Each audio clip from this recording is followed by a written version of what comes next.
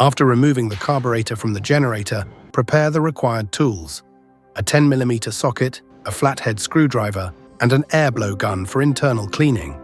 First, remove the carburetor float bowl screws. When removing the float bowl, pay close attention to the gasket and sealing washer to avoid damage or misplacement. Next, remove the float bowl carefully. Take out the float pin, then remove the float and needle valve assembly.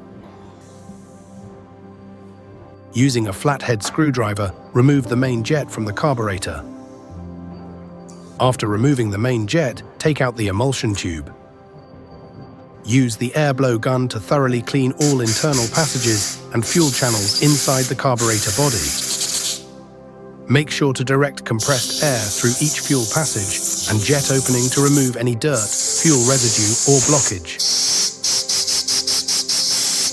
Continue cleaning the air passages and internal carburetor chamber to ensure proper airflow and fuel delivery.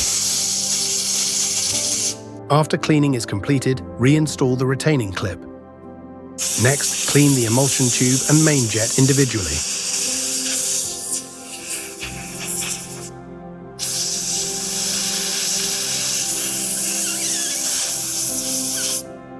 Once cleaned, reinstall the emulsion tube with the smaller end facing downward. Reinstall the main jet with the opening facing upward and tighten it securely.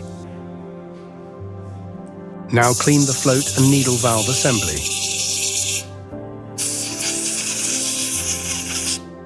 Install the needle valve back onto the float, align the assembly with the mounting position, and reinstall the float pin. Reinstall the float bowl.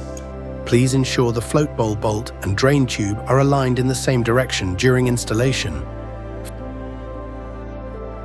Finally, reinstall and tighten the mounting screws.